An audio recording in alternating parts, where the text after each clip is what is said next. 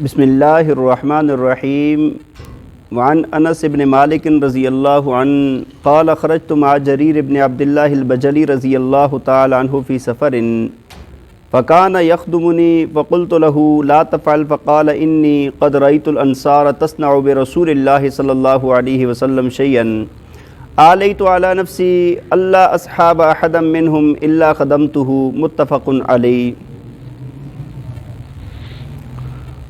توجہ فرمائیں جی، صحیح بخاری اور صحیح مسلم کی روایت ہے۔ حضرت انس بن مالک رضی اللہ تعالیٰ عنہ فرماتے ہیں کہ میں ایک مرتبہ سفر میں حضرت عبداللہ بن جریر بجلی رضی اللہ تعالیٰ عنہ کے ساتھ سفر پہ نکلا تو فرمایا کہ وہ میری خدمت کر رہے تھے سفر میں۔ تو میں نے ان کو کہا کہ آپ ایسا نہ کریں، آپ بڑی شخصیت ہیں، آپ میری خدمت نہ کریں۔ تو حضرت عبداللہ رضی اللہ تعالیٰ عنہ نے جواب دیا کہ میں نے انصار مدینہ کو دیکھا ہے کہ وہ ایسا ہی رسول اللہ صلی اللہ علیہ وسلم کے ساتھ کرتے تھے، یعنی آپ صلی اللہ علیہ وسلم کی خدمت کرتے تھے۔ تو تب سے میں نے یہ قسم کھا لی کہ ان اصحاب میں سے کوئی بھی ہوگا تو فرمایا کہ میں اس کی خدمت کروں گا، میں اس کی کیا کروں گا؟ خدمت کروں گا۔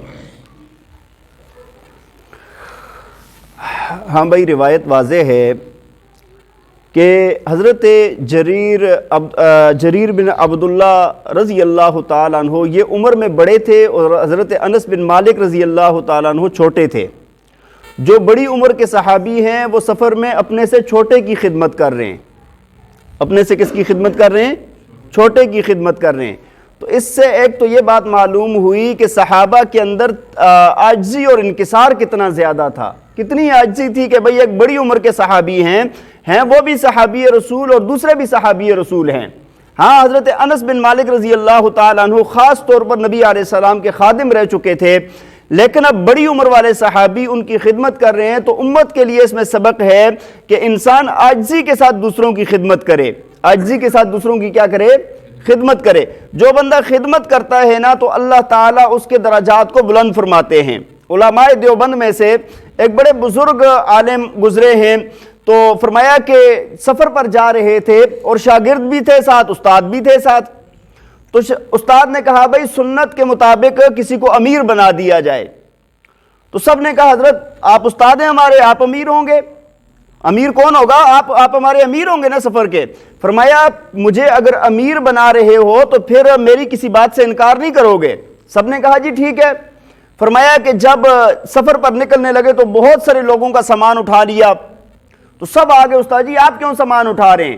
تو آپ نے فرمایا بھائی حدیث میں نہیں آتا کہ امیر القوم خادمہم، فرمایا کہ قوم کا جو امیر ہوتا ہے ان کا خادم ہوتا ہے، اور میں امیر کا حکم ماننا تمہارے لیے لازمی ہے، میں خود اٹھاؤں گا۔ فرمایا ایسے ہی سارے رستے میں جب ٹرین پر چڑھنے لگے اس وقت بھی، جب ٹرین سے اترنے لگے تب بھی، سب جگہوں پر وہ کام کر رہے ہیں۔ تو فرمایا کہ جو قوم کا امیر ہوتا ہے وہ ان کا خادم ہوتا ہے۔ تو جو ان کے شاگرد تھے بڑے بڑے علماء وہ کہتے ہیں کہ ہم بڑی مشقت میں پڑ گئے کہ ہمارے استاد جی سارا کام کر رہے ہیں۔ تو بھائی یہ جو لوگ ہوتے ہیں نا، یہ بڑے لوگ، ان کو جب قرآن حدیث کی سمجھ ہوتی ہے تو یہ ایسا ہی کرتے ہیں۔